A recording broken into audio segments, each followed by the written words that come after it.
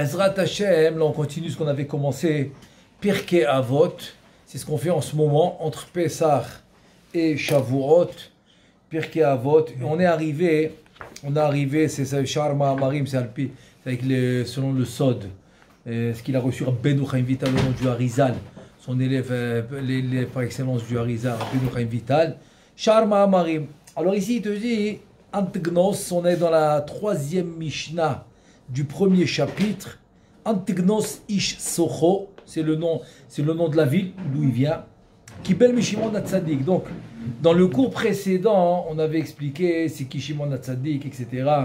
Par rapport à Yesod, les Chassadim. Ok. Shimon Hatzadik, Mishiere Kineset Agdola. Ça veut dire que Shimon Hatzadik, c'était le dernier des 120 sages, les 120 Chachamim, qui s'appelait Anche Kineset Agdola, qui ont commencé à la fin du premier Beth Hamikdash. Ils ont duré pendant les 70 ans de la Galoute jusqu'à l'histoire de Purim, avec Achashverosh, etc. Esther Amalka, Mordechai. Et ensuite, ils ont continué 40 ans au début du deuxième Beth Hamikdash. Le dernier de ces 120, c'était Shimon Hatzadik. Maintenant, par exemple, Daniel, aussi, il était parmi les Anchek Agdola. C'est pour ça qu'ils ont instauré la tefila. La tefila qu'on fait, c'est quoi la tefila? C'est la Hamida. La Hamida qu'on fait jusqu'à aujourd'hui, c'est eux qui l'ont instauré. Ils ont instauré 18 brachot. À l'époque, il n'y avait pas encore la bracha, la minim et la malchinim. Il n'y avait pas encore celle-là. Elle s'est faite 400 ans plus tard. À peu près, oui. À peu près 400 ans plus tard, 400 ans après, Anchek Agdola, qu'ils ont fait les 18. Donc la 19, elle a été composée par la Gemara dit Shmuel HaKatan. Shmuel HaKatan, il a fait la 19, et à peu près 400 ans plus tard. Mais eux, ils ont instauré la Tfila. C'est pour ça que dans la Gemara, dans la Mishnah, ça s'appelle Shmona Esrei. Shmona Esrei qui est 18, parce qu'à l'origine, il y avait 18 brachot. Et c'est pour ça que Daniel, c'est lui qui a instauré la première Beth Knesset en Bavel, parce que au temps du Beth Hamikdash, il n'y avait pas de synagogue, parce qu'il y avait les korbanot, mais après que le Beth Hamikdash était détruit, donc il fallait maintenant remplacer les korbanot par la tfila. Donc voilà, ça c'est un peu l'histoire de Anchek Agdola. Le dernier d'entre eux c'était Shimon Hatzadik. Lui il a un élève qui s'appelle Antignos, et là on arrive à notre Mishnah, que Antignos Ishsucho, il a reçu de Shimon Hatzadik. Azouaya Omer, qui Antignos, qui a reçu de Shimon Hatzadik, il disait la chose suivante: Al tiyu ka'avadim amshameshim, al tiyu ka'avadim amshameshim et arav, al menat lekabel pras. Ela evu ka'avadim amshameshim et arav, shelo al menat lekabel pras, v'imura shamayim alechem. Donc c'est quoi le pshat?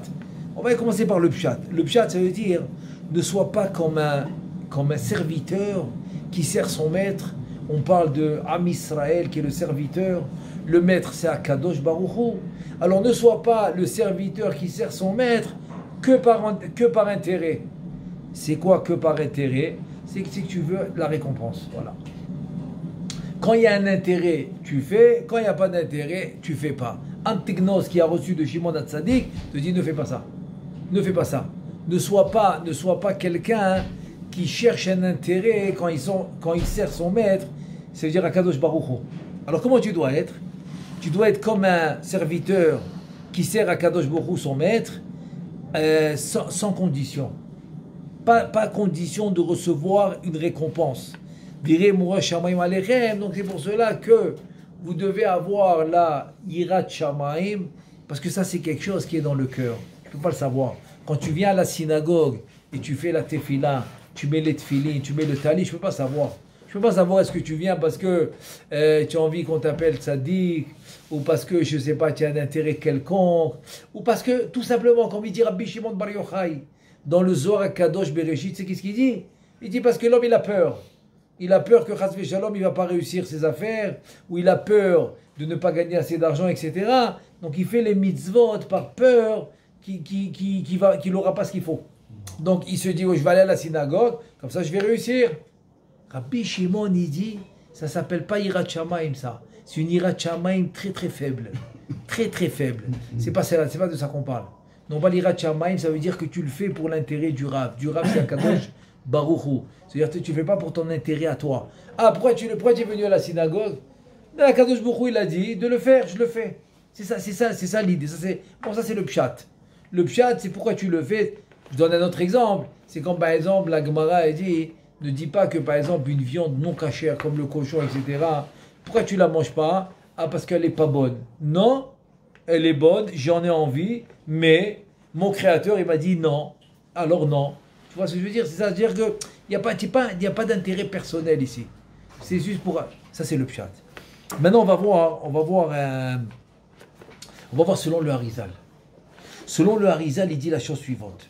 Il dit, tu sais, quand un serviteur, il va servir son maître, ça veut dire que Am Israël, le juif, il va servir à Kadosh Baruch Hu. Il te dit, il y a deux manières de le faire. Il y a deux buts. Il y a deux buts de le faire. Comment? Alors, le premier, c'est l'intérêt du maître. Alors maintenant, je prends un employé, alors il me sert, donc c'est mon intérêt. C'est mon intérêt qu'il fasse ce que j'ai envie qu'il fasse. Donc c'est l'intérêt du maître.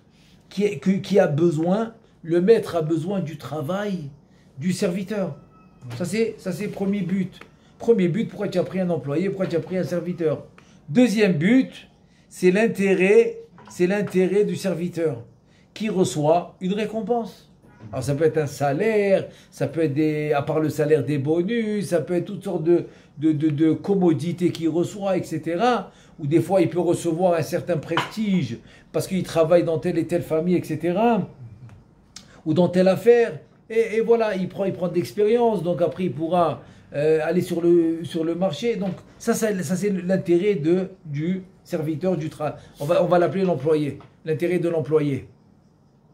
Et le premier cas de figure, c'était l'intérêt du boss, quoi, le maître. Alors, il vient, il te dit en Tegnos, Amar al ta'avdu, alors c'est qui ton maître? C'est Akadosh Baruch Hu. Non, Arizal, il te dit, écoute bien, il vient en Tegnos, qui a reçu de Shimon HaTzadik. Non, ne sers pas Akadosh Baruch Hu pour les deux raisons que je t'ai dit maintenant. L'intérêt, si je fais l'intérêt d'Akadosh Baruch Hu, ou je fais mon intérêt à moi. Je te dis non. Pourquoi? Parce que la première, tu vas servir le Rav, c'est Akadosh Baruch Hu, qui zé to'elet el Rav. Donc tu peux comprendre que quoi? Que tu vas servir le Rav, c'est Akadosh Baruch Hu, parce que c'est l'intérêt d'Akadosh Baruch Hu. L'intérêt d'Akadosh Baruch Hu, c'est quoi? Que je le serve. Il te dit non. Et tu peux penser aussi, almenat le kabel pras, à condition de recevoir la récompense. Ah, ça devient l'intérêt de qui? De l'employé. Ouais. Il te dit ni l'un ni l'autre. Voilà. Par contre, qu'est-ce que oui? Ne pense pas, je fais l'intérêt d'Akadosh Baruch Hu. Je fais l'intérêt du serviteur. Non. Alors qu'est-ce que tu fais? Tu fais une chose. L'évade seulement. Veu les toilettes araves qui kavanatam les ovdo. Il n'y a pas ici deux intérêts, il y a un seul intérêt. Le seul intérêt, c'est quoi? C'est accomplir la volonté de mon Créateur. Il n'y a pas un autre intérêt. C'est pas maintenant je dis, ok, j'ai accompli la volonté de mon Créateur, mais l'intérêt, c'est de recevoir la récompense. Non.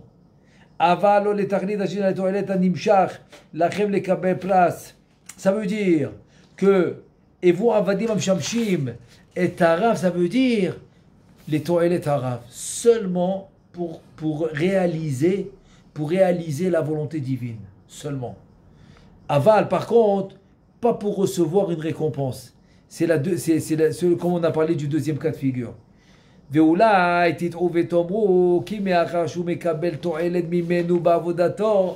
que tu peux me dire? Attends, ça veut dire que quoi? C'est-à-dire que mon créateur, Akadosh Baruch Hu, il reçoit un profit de moi. Tu peux penser comme ça? Ah ben oui, et attends, je travaille pour son intérêt. Tu peux penser comme ça. Il te dit, mais non, on ne reçoit rien. Parce que tu me dis, Antignos, il me dit, tu fais ça pour la volonté divine, mais pas pour ton récompense. Ça veut dire que quoi? Comme on dit, sens unique. C'est un sens unique. Je travaille parce qu'il m'a demandé, donc c'est pour lui, et pour moi, zéro. Nada. Ah, c'est un sens unique. Imken ou tsarich lanu venarnu seremlo venenimenu. Alors, qu'est-ce qu'il te dit en Tignos? Si tu penses comme ça, alors tu vas réduire ton kavod envers Hachem. Comment il finit comment il fait dit? Il finit dit mora shamaim alechem. Non, non, tu auras yirat shamaim que quoi? Que c'est la meilleure chose qui peut t'arriver dans le monde. C'est quoi la meilleure chose qui peut t'arriver dans le monde? C'est que tu fasses la volonté divine sans pour autant vouloir recevoir une récompense. Il te dit, ça c'est le sod.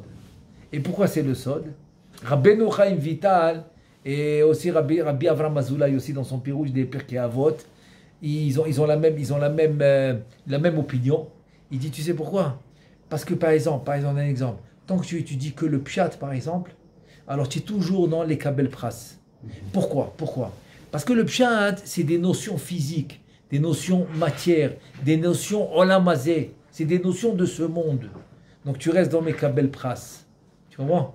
Alors que quand tu commences à étudier les notions divines, la Kabbalah, etc., le Zohar HaKadosh, comme on a dit que c'est pas facultatif, c'est une obligation pour chacun pour arriver à son tikkun, à sa réparation dans le monde, il est obligé d'étudier aussi cette partie, pas seulement le pshat. Et bien il te dit, quand tu fais la partie du Zohar par exemple, qui est le Sod, et bien il te dit, tu as monté de niveau, tu deviens l'Ishma. Pourquoi tu deviens l'Ishma? Parce que ce n'est pas des notions physiques, ce n'est pas des notions matérielles, ce n'est pas des notions que je rencontre tous les jours et que je peux profiter. Je peux profiter par rapport, je sais pas moi, par rapport à un business que je vais faire ou par rapport à une parnassa. Non, c'est totalement les Shem Shamaim.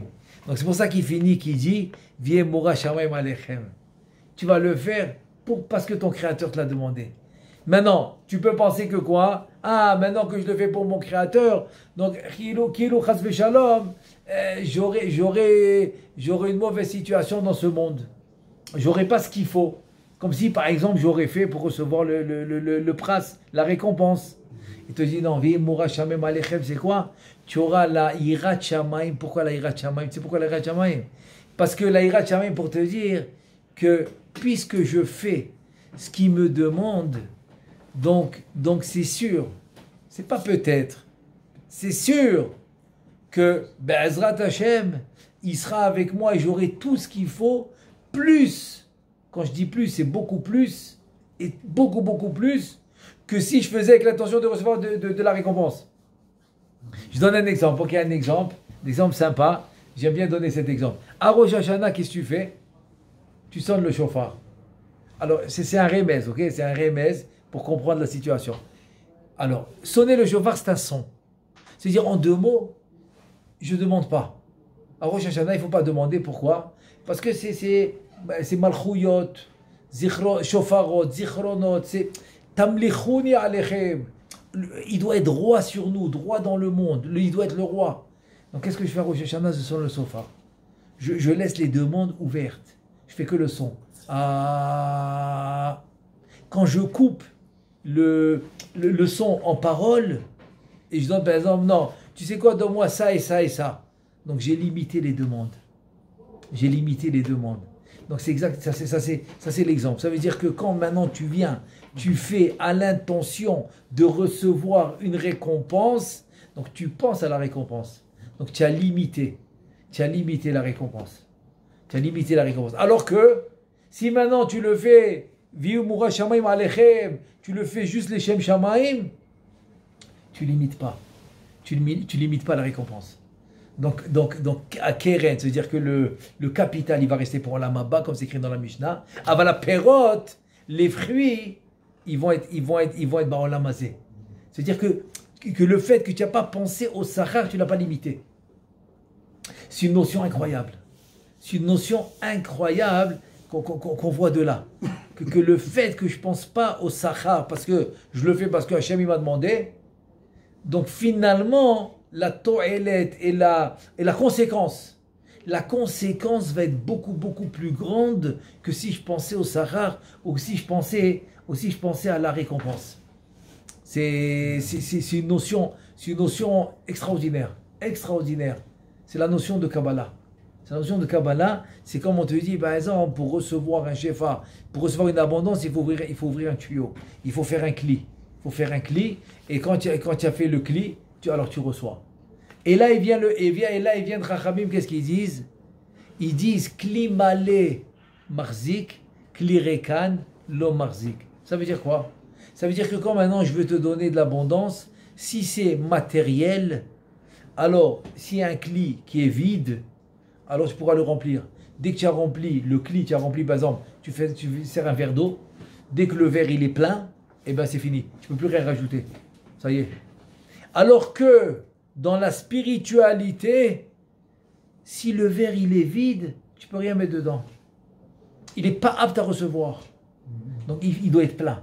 Quand le verre il est plein, tu reçois. Ça veut dire que quand tu limites tes demandes, alors c'est comme si tu les as fait descendre, dans le matériel, dans le monde matière. Donc ils sont limités. Alors que quand tu vas pas maintenant, quand tu vas pas penser au sahar, à la récompense, en fait, qu'est-ce que tu as fait? Quand tu n'as pas pensé à la récompense, c'est illimité. Pourquoi tu es resté dans l'abstrait, tu es resté dans ce qu'on appelle, tu es resté dans la spiritualité. Parce que dès que tu commences à faire un machal, dès que tu commences à avoir une idée dans la tête par rapport à une récompense, alors tu l'as rendu matière. Pourquoi maintenant? Parce que tu l'as dessinée dans ton esprit. Donc elle a été dessinée dans ton esprit. Alors que quand tu n'as pas pensé chez l'Oalmenat le Kabel Pras, tu ne l'as pas dessinée. Donc elle est illimitée. C'est une notion extraordinaire. Et bon, sur ça maintenant je veux rajouter ce qu'il dit dans Sha'ar Ma'amarim, toujours dans le Pirkei Avot sur Antignos. Il dit un truc incroyable. Il dit maintenant, il y a ce qu'on appelle les mochin makifim, les mochin. Ça veut dire, quand tu reçois ce qu'on appelle les mochin, c'est les lumières spirituelles. Il y a ce qu'on appelle les lumières intérieures et les lumières environnantes. Tout le temps il y a ça. Donc il te dit, quand quelqu'un il fait le service d'Hachem, Almenat le Kabel Pras, pour recevoir la récompense, et bien qu'est-ce qu'il fait? Il fait en fait, il se limite que pendant la semaine, il va faire rentrer seulement les lumières intérieures, et Shabbat, il va compléter les lumières environnantes. Très bien, ça marche. Le Yom Chol, lumière intérieure, Shabbat environnante. Mais celui qui fait pas avec l'intention de recevoir la récompense, il peut faire Yom Chol ce que l'autre il fait Shabbat. Donc tu imagines qu'est-ce qu'il va faire Shabbat? Il va monter de niveau. Ça veut dire que tu arrives à un niveau, celui maintenant qui veut que la récompense, il est limité. Il doit faire une partie Yom Chol, une partie Shabbat. Ce que lui, il complète Shabbat, toi tu l'as déjà fait Yom Chol. Pourquoi? Tu n'as pas limité. Tu t'es pas limité. Chez l'Oalmenat le Kabel Pras. Parce que tu as Yirat Shamayim. Donc c'est pas condition de recevoir le Sachar. Et en fait, il a gagné beaucoup plus. C'est une notion incroyable. C'est-à-dire, c'est comme par exemple, je viens de me rappeler une histoire sympa. Peut-être ça peut nous donner une idée. Il y avait un jour c'était un fils de rescapé de la Shoah. Le fils. Et voilà qu'il a vu une situation financière très, très, très, très compliquée. Très compliquée. Donc il vivait comme ça, voilà, très bien, il n'y a pas de problème. Et maintenant, Stam, j'ouvre une parenthèse. Si je lui demandais qu'est-ce qui pourrait te faire plaisir, ça va. Il ne va pas me demander des mots et merveilles. Si quelqu'un maintenant, sa situation est très difficile, il va te demander un peu plus, comme ça, il peut être un peu plus à l'aise. Un jour, il est dans le train, il va d'une ville à l'autre, et voilà qu'un rave, qui était lui-même un rescapé de la Shoah, s'assoit à côté de lui. Et bon, c'était quelques heures de route là, dans le train, donc la discussion s'est ouverte, etc., etc. Et de fil à aiguille, qu'est-ce qui s'avère? Que le Rav connaissait le père de celui qui est assis à côté de lui. Et il redemande, et c'est affirmé, c'est confirmé que c'est lui le fils de tel que le Rav a connu dans la Shoah. Il lui dit, eh ben, j'ai quelque chose pour toi. Le Rav, il lui dit, ça fait des années que je te cherche. Et qu'est-ce qu'il y a pour moi? Il lui dit, ben écoute bien, ton père, avant d'aller dans les camps de concentration, là-bas, bon, il s'est fait tuer par les Allemands, Immarchemam Vezichram. Qu'est-ce qu'il a fait? Il m'a regardé, il m'a dit, je te fais confiance. Je te donne le numéro, parce qu'il avait mis tous ses biens. Il était très riche. Il a mis tous ses biens en Suisse. Il m'a donné le numéro de compte. Il m'a dit, je te fais confiance. Qu'après la guerre, tu trouveras un de mes descendants et tu pourras lui remettre mes biens. Et voilà, il m'a donné le numéro. Et on s'est quitté. Donc entre-temps, lui, il est parti dans les camps de concentration. Et Baruch Hashem, par miracle, j'ai survécu et j'ai encore le numéro. Donc cette fortune, moi je peux aller la chercher, mais non, j'attendais de rencontrer, il m'a fait confiance, et Baruch Hashem, il avait raison de me faire confiance, il n'y a pas de problème, et donc j'ai cherché un descendant à lui. Alors maintenant, voilà, c'est à toi. Je vais te donner le numéro, et sache que maintenant, tu n'as plus de problème d'argent. Fini. Du jour au lendemain, il est devenu millionnaire. Ça veut dire que quoi? Ça veut dire que lui, il vivait quand même pauvre alors qu'il était riche. Tu as compris un peu le sentiment? Il vivait quand même pauvre alors qu'il était riche. Alors ici, Antignos, Isuro, il reçoit de Shimon HaTzadik, il te dit, écoute bien, si tu sers ton Créateur pour recevoir une récompense, c'est comme tu vis quand même pauvre, alors que tu es riche. Ton père, il est riche. Ton père, Sakadosh Baruch Hu, il est riche. Alors ne le limite pas. Ne le limite pas et ne fais pas à condition de recevoir la récompense. Et là, Behemet, il n'y aura plus de limite. Comme on dit, no limite. Bezrat Hashem. Voilà l'enseignement de Antignos Ishsuro au nom de Shimon HaTzadik. Baruch Adonai Le'olam. Amen ve Amen.